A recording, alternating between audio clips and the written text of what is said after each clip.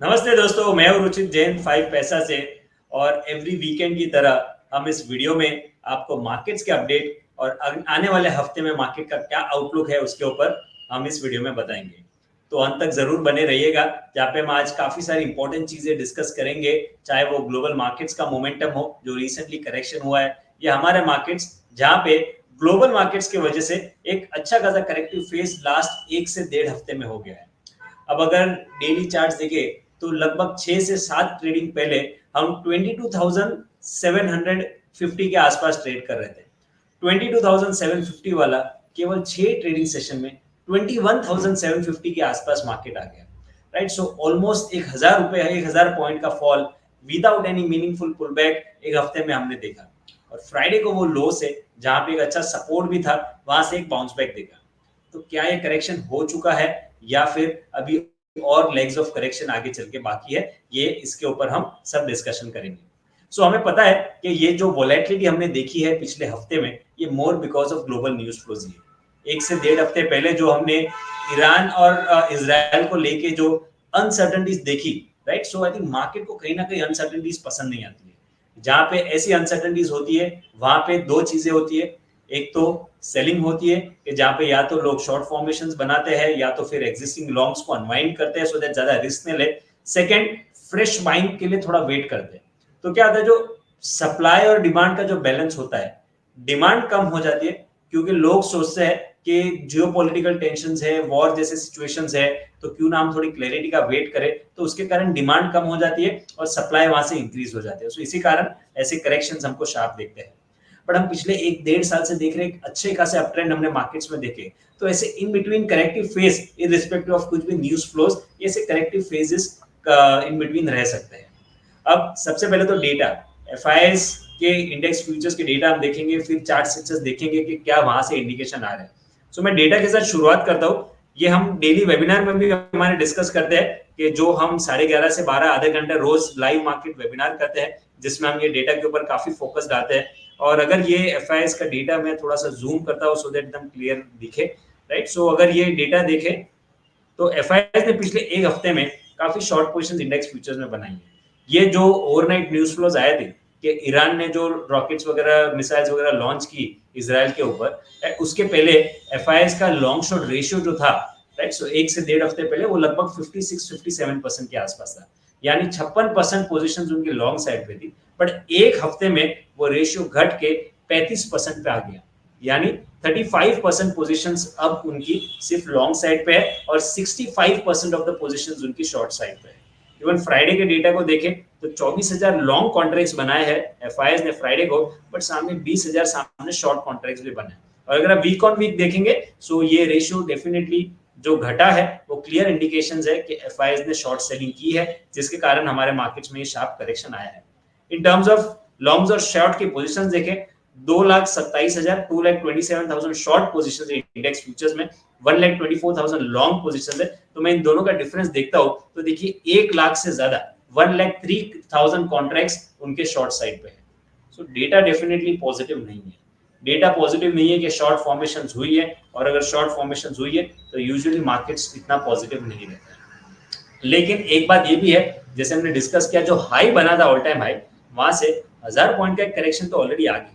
ये निफ्टी के चार्ट से डेली चार्ट्स, अब आप निफ्टी के डेली चार्ट जो मैं बात कर रहा हूँ, सी ये जो हाई बना था 22,775 10 अप्रैल को था, राइट। सो ये जो आप ऊपर कैंडल देख रहे हैं 10 अप्रैल की ब्लू कैंडल, वहां पे हाई हाई बना था। उसके बाद 1, 2, 3, 4, 5, 6 कल 6 ट्रेडिंग सेशन था वो हाई को, और हम 22,750 से लेके 21,770 के आसपास आ गए। सो ये क्लियर 1,000 पॉइंट के करेक्शन में कोई भी पुल बैक मूव नहीं, तो momentum readings lower time frame पे ओवरसोल्ड हो जाती है। अब डेली रीडिंग्स तो अभी भी नेगेटिव है और डेली को चेंज होने में टाइम लगता है, right. So daily does not change in one day, right, but इतना गैप होने के बाद में डेली वापस पॉजिटिव क्रॉस होने का थोड़ा समय लगेगा।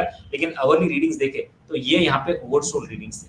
आई होप नीचे आप देख सकते हैं ओवरसोल्ड रीडिंग्स, और ओवरसोल्ड रीडिंग्स, और कल एक पॉजिटिव डाइवर्जेंस भी यहाँ पे दिखा।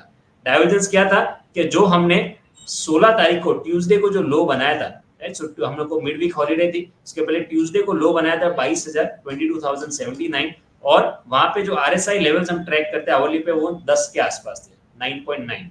राइट। उसके बाद हमने नया लो बनाया 21777 जो गैप डाउन ओपनिंग हमने कल फ्राइडे को देखा, और वो गैप डाउन में आरएसआई थे 17 के, यानी जब हम 22,100 के आसपास थे तब 10 का आरएसआई था, जब 21,700 नया लो बनाया लेकिन आरएसआई ने 17 का लो बनाया। सो वो पॉजिटिव डाइवर्जेंस था, और यहाँ पे डाइवर्जेंस देके पॉजिटिव क्रॉस हो रहा है। बट ये याद रखिएगा डेली या वीकली टाइम फ्रेम नहीं है, ये लोअर टाइम फ्रेम है।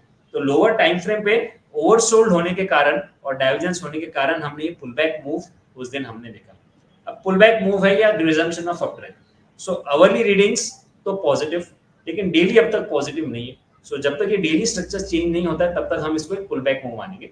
और जस्ट डेली ही नहीं, मैं आपको वीकली चार्ट दिखा था, this is the weekly chart. ये पूरे वीकली चार्ट में आप देख सकते हैं कि वीकली चार्ट में भी नेगेटिव क्रॉसओवर्स यहाँ पे मोमेंटम में आया है। और जब हम जो टाइम फ्रेम देखते हैं, अवरली देखते हैं तो एकदम शॉर्टर टाइम फ्रेम के लिए कुछ दिनों का रहता है, नेक्स्ट 2 से 4 दिनों के लिए, राइट। डेली देखते हैं तो शॉर्ट टर्म, और वीकली देखते हैं तो थोड़ा सा शॉर्ट टू मीडियम टर्म के लिए रहता है। तो अगर short to medium term momentum थोड़ा नेगेटिव टर्न हुआ है मार्केट्स के लिए, डेली स्ट्रक्चर्स पे भी मोमेंटम थोड़ा नेगेटिव है, यानी ये जो अपमूव हम फ्राइडे को देख रहे हैं, फिलहाल इसको जस्ट एक पुल बैक मूव तरीके से देखना चाहिए। पुल बैक मूव में मार्केट कहां तक जाते हैं, तो वो जो रीसेंट करेक्शन आए हैं उसके रिट्रेसमेंट लेते हैं। तो जो करेक्शन 1000 पॉइंट की हम बात करें, ये रिट्रेसमेंट्स मैंने लगाए हुए हैं, जिसका 38.2% तो कल फ्राइडे को ही कंप्लीट कर दिया। 50% रिट्रेसमेंट जो यहाँ से जाना चाहिए वो है 22,277 के आसपास, और 61.8% रिट्रेसमेंट आएगा 22,395, ऑलमोस्ट 22,400 के आसपास। तो ये जो पुल बैक मूव है पॉसिबल है 22,400 तक एक्सटेंड हो सकता है। तो 22,400 के आसपास फिर काफी इंपॉर्टेंट रहेगा देखना कि वेदर वापस से यहाँ से सेलिंग प्रेशर रिज्यूम होता है कि नहीं, राइट। सो बिकॉज 61.8% रिट्रेसमेंट पे अगर प्राइस रिजेक्शन हो गया तो वापस से हम नए लॉस की तरफ बढ़ सकते हैं। सो फिलहाल तो जो प्राइस अप मूव है उसको पुल बैक मूव तरीके से लीजिए। 22,277 ये पहला रेजिस्टेंस आएगा इसके आसपास, राइट, एंड 61.8% आएगा 22,394। फिर ये जो ब्लैक एवरेज रेजिस्टेंस है वो प्लेस है 22,326। सो ये आसपास ही है, तो ये सब रेजिस्टेंस हाई लेवल्स पे आएंगे। सो फॉर नाउ अगर आप नेक्स्ट 2-4 ट्रेडिंग सेशन के लिए देख रहे हैं तो बायसनेस थोड़ा पॉजिटिव है, but for a pull back move, only for a pull back move. फिलहाल हम प्रीएम नहीं करेंगे अप ट्रेंड का रिजम्पशन होगा। एक बात जरूर है कि जो ब्लैक मूविंग एवरेज 89 डेज का एक्सपोनेंशियल मूविंग एवरेज और एग्जैक्ट इसी के आसपास फ्राइडे का लो है। तो ये जो एवरेज है 21,750 पे ये लो है, राइट। सो ये 21,750 काफी इंपॉर्टेंट सपोर्ट रहेगा शॉर्ट टर्म के लिए। अगर 21,750 ब्रेक हो जाता है तो क्या, ये सपोज ये पुल बैक मूव है, 38.8% हुआ, 50% हुआ, या 50% से घूमे, या 61.8% से वापस नीचे जाता है, और अगर कोई न्यूज फ्लोज के कारण या किसी भी कारण 21,750 ब्रेक हो जाता है, देन व्हाट? क्योंकि ये 21,750 आप ये ग्रीन एवरेज देख रहे हैं जो वीकली चार्ट्स पे, this is a weekly chart, weekly chart पे भी यही सपोर्ट है 21,750।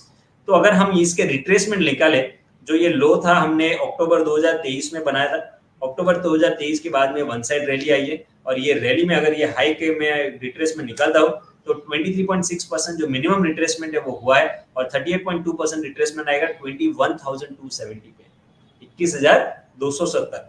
बट याद रखिए 21,270 के लेवल्स के लिए ओपन अप हो गया अगर हम 21,750 के लेवल्स ब्रेक होते तो लेवल्स ध्यान में रखिएगा।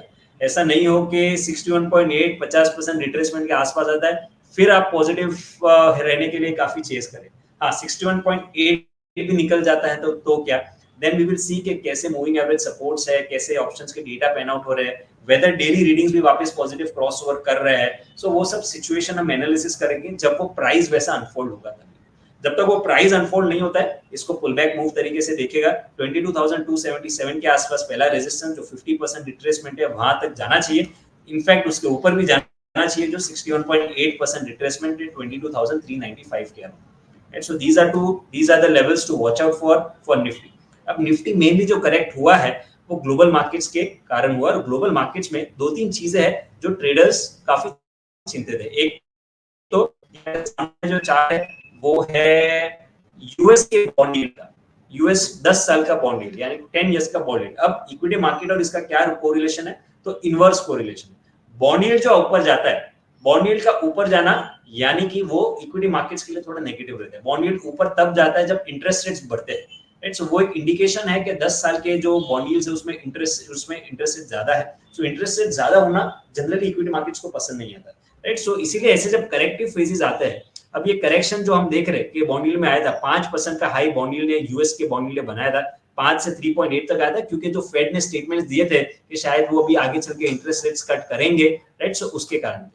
बट अब कहीं ना कहीं वापस थोड़ा सा डाउट सबको हो रहा है कि वेदर वो इंटरेस्ट रेट कट्स जल्दी आएगा या नहीं, क्योंकि वॉर जैसी सिचुएशन वापस होती है तो वॉर के कारण इन्फ्लेशन बढ़ता है। ऑलरेडी उनके जो इन्फ्लेशन के फिगर्स आए हैं, अब तक तो ऐसे कोई फिगर्स नहीं आए हैं इन्फ्लेशन के जिससे ये पता चल सके कि हाँ यहाँ से इंटरेस्ट रेट कम करना है। तो अगर इंटरेस्ट रेट ज्यादा रहते हैं यूएस में कुछ प्रोलॉन्ग पीरियड ऑफ टाइम तक, तो शायद वो इंटरेस्ट रेट कट का जो एक्सपेक्टेशन है वो साइकिल डिले हो जाएगा। और मार्केट्स इसीलिए वो अनसर्टेनिटी के कारण हमने ये अपमूव बॉन्ड यील्ड में देखा है। तो एक तो बॉन्ड यील्ड का ऊपर जाना ये मार्केट्स के लिए, इक्विटी मार्केट्स के लिए पॉजिटिव नहीं है फिलहाल। तो इसका शॉर्ट टर्म ट्रेंड पॉजिटिव है, आप देख सकते हैं high top high bottom structure daily chart पे यहाँ पे बना रहा है। सेकंड चार्ट बॉन्ड यील्ड के अलावा अगर हम दूसरे चार्ट स्ट्रक्चर्स पे फोकस करें कि जहाँ पे डॉलर इंडेक्स, सो डॉलर इंडेक्स भी यूजुअली डॉलर इंडेक्स का भी ऊपर जाना वो मार्केट्स को इतना पॉजिटिव नहीं है, स्पेशली हमारे इमर्जिंग मार्केट्स के लिए। तो रीसेंट करेक्शन के बाद डॉलर इंडेक्स में भी वापस एक अपमूव दिया है, ये आप देख सकते हैं आपके चार्ट्स पे। नीचे 100 के आसपास का लो था, वहां से 107 के आसपास आ गया, और ये जो अपमूव है इसका रेजिस्टेंस आएगा 108 के आसपास, 108 के आसपास। तो थोड़ा सा अपमूव और पॉसिबल, हम 106 के आसपास ट्रेड कर रहे हैं, मेजर रेजिस्टेंस 107 108 की रेंज में, तो शायद ये जो ऊपर जा रहा है वो 107 108 तक अगर जाए, so that also markets would be on a toss. तो फिलहाल तो वापस डाउन मूव का रिजम्पशन यहाँ पे नहीं दिख रहा है, ना ही डॉलर इंडेक्स में डाउन मूव का रिजम्पशन हुआ है, और ना ही हमने देखा है कि डाउन मूव का रिजम्पशन हमको वहां पे यूएस के बॉन्ड यील्ड में देखने मिला है। और इसीलिए इक्विटी मार्केट्स थोड़ा सा करेक्टिव फेज में। ये आपके सामने डाउ जोन्स के चार्ट है, डाउ जोन्स के यू कैन सी ये पे एक अच्छे खासे अप ट्रेंड से यहाँ पे लास्ट 1-1.5 हफ्ते में डाउ जोन्स में करेक्शन आया। करेक्शन में पहला ये जो ग्रीन मूविंग एवरेज आप देख रहे हैं वो 40 डेज 40 दिन का ये में तोड़ दिया, अब ये 100 दिन के मूविंग एवरेज के आसपास ट्रेड कर रहे हैं।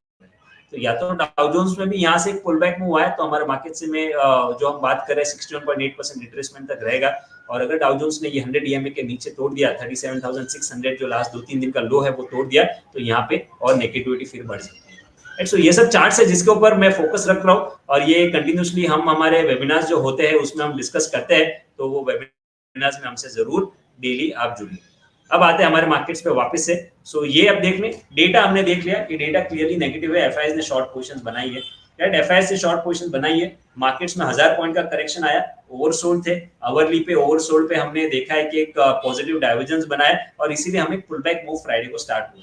पुल बैक मूव एक्सटेंड हो सकता है 50% रिट्रेसमेंट 22,277 तक, और 61.8% रिट्रेसमेंट 22,395। वहां पे जब आएगा वो सिचुएशन फिर हम वहां पे वापस एनालिसिस करेंगे कि whether what we need to do over there, right. So अब आता है ये निफ्टी हो गया, अब बैंक निफ्टी में क्या हो रहा है। सो बैंक निफ्टी में यहाँ पे अब यहाँ पे ये ट्राइंगल हम काफी टाइम से देख रहे थे, जिसका ब्रेकआउट रिसेंटली आया था, और उसके बाद लेकिन अब वापस उसके अंदर चला गया है, तो ये ट्राइंगल का एक्चुअली अभी सिग्निफिकेंस नहीं रहेगा। सो हम ये हायर का ऊपर वाला ट्रेंड लाइन निकाल देते हैं। अब लोअर ट्रेंड लाइन है वो अब तक इंटैक्ट है, एक तो ये लो टू लो ड्रॉ करके मैंने जो ब्लू कलर का ट्रेंड लाइन देख लिया वो अब तक तोड़ा नहीं है। सेकेंडली एग्जैक्ट ये ब्लैक मूविंग एवरेज ये सपोर्ट बेस्ड क्लोजिंग बेसिस पे फॉर्म हुआ ये फ्राइडे को, राइट। सो और एक डार्क क्लाउड सॉरी एक पॉजिटिव बुलिश पैटर्न भी यहाँ पे फॉर्म हुआ है फ्राइडे के ट्रेडिंग सेशन में, अगर आप ये दो कैंडलस्टिक पैटर्न देखेंगे तो, राइट। सो यहाँ पे थोड़ा पॉजिटिव पैटर्न बैंकिंग इंडेक्स में फॉर्म हुआ है। सो इंपॉर्टेंट है कि अगर यहाँ से जो पुल बैक मूव आता है, डेली रीडिंग्स यहाँ पे भी पॉजिटिव नहीं है, बट लेकिन आवरली में यहाँ पे वी आर सीन के ओवरसोल्ड से पॉजिटिव क्रॉस ओवर दिया है, तो 61.8% अगर बैंक निफ्टी में भी कंटिन्यू रहता है तो वो 48,110 तक जाएगा। So let's see whether bank Nifty में भी फिलहाल वही है कि daily pull back move sorry hourly pull back move के मोड में, daily is not positive. Weekly structures देखें, वीकली अब तक बैंक निफ्टी में नेगेटिव नहीं हुए जो हमने निफ्टी में नेगेटिव होते हुए देखा, और ऑफ कोर्स निफ्टी में हमको पता है कि आईटी इंडेक्स इतना करेक्ट हुआ है recently, right. So may be IT एक कंपोनेंट है जिसके कारण निफ्टी ज्यादा अंडर परफॉर्म कर सकता है या कर रहा है compare to bank Nifty, right. So I hope these are clear. Bank Nifty में एक क्लोजिंग बेसिस पे ब्लैक मूविंग एवरेज 6730 के आसपास है, वो टूटता है हम निफ्टी में से निफ्टी लो लेवल्स जाएंगे 61 तो 4810 पे आएगा, तो ये पे गया 48500 के आसपास, 4100 ये रेजिस्टेंस रहेंगे बैंक निफ्टी के लिए। Nifty IT, so Nifty IT में काफी अंडर परफॉर्मेंस रहा है, अब तो टीसीएस के भी रिजल्ट आ गए हैं, रिजल्ट्स पे अब तक तो पॉजिटिव रिएक्शन नहीं है, so daily readings Nifty IT में negative weekly readings negative, monthly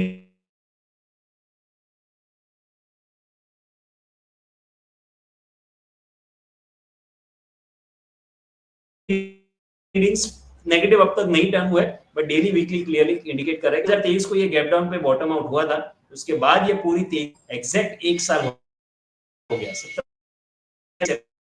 exact एक साल हो गया, और ये एक साल के अपमूव में जो भी अपमूव आया उसको रिट्रेस अगर करता है तो 50% रिट्रेसमेंट आएगा 32,400 से 300 के रेंज। अब हम 33,370 पे क्लोज हुए, 32,400 से 32,300 की रेंज में 50% रिट्रेसमेंट का सपोर्ट रहेगा। फिलहाल आइडिया मोमेंट स्ट्रांग नहीं, अगर इन केस कुछ चेंज होता है तो we will watch out for hourly readings. देखिए तो पुल बैक मोड में छोटे मोटे pull back mode hourly task के हिसाब से so this is covered Nifty next, we have covered Nifty, we have covered Nifty IT, we have covered markets के zones, US के bond yield और ये हमने देखे हैं। अब आखिरी चीज और मैं ये वेबिनार में हाईलाइट करना चाहूंगा जिस पे आप भी बिल्कुल नजर रखिएगा, जिसपे मेरी काफी नजर है, वो है Nifty small cap 250।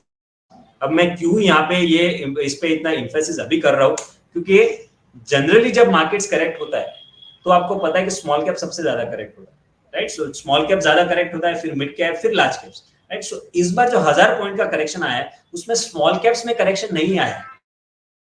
Small cap stocks में आप देखेंगे तो नहीं, आप चाहे अपने पोर्टफोलियो को देख लीजिए, परसेंटेज टर्म्स में यूजुअली 1000 पॉइंट के करेक्शन में जो निफ्टी गिरता है तभी जो पोर्टफोलियोज नेगेटिव होते हैं वैसे नेगेटिव इस बार नहीं है। वो मेनली हम देख रहे हैं कि Nifty small cap index out perform कर रहा है।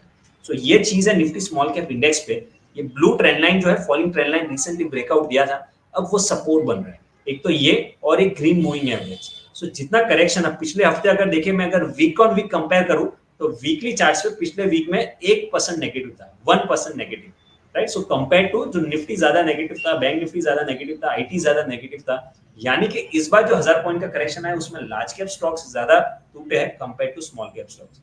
तो जब स्मॉल कैप स्टॉक नहीं टूट रहे तो वो एक थोड़े पॉजिटिव साइन है कि ब्रॉडर मार्केट में वैसे पैनिक सिचुएशंस नहीं है, वैसे पैनिक्स नहीं है, पैनिक सेलिंग नहीं है ब्रॉडर मार्केट्स में।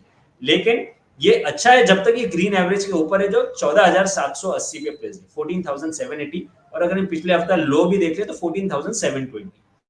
तो 14,780 से 14,720 ये स्मॉल कैप 250 इंडेक्स जो अभी 15,162 पे क्लोज हुआ है। ये इसके ऊपर जब तक है तब तक आपको स्टॉक स्पेसिफिक अपॉर्चुनिटीज ढूंढनी चाहिए कि वहां पे बेहतर ट्रेड्स आपको मिल सकते हैं, राइट। सो जहां पे नो ब्रॉडर मार्केट्स के स्टॉक्स में करेक्शन नहीं है तो वहां पे अपॉर्चुनिटीज आपको ज्यादा बेटर शॉर्ट टर्म ट्रेडर्स को मिल सकती है। और ये अगर ब्रेक होता है 14,780 से 720 का रेंज, तो फिर आप समझ जाइएगा कि ट्रेडिंग की पोजीशन स्टॉक स्पेसिफिक जो है वो एकदम लाइटन अप करना है, क्योंकि उसके बाद का फॉल और स्टॉक्स में फिर आ सकता है।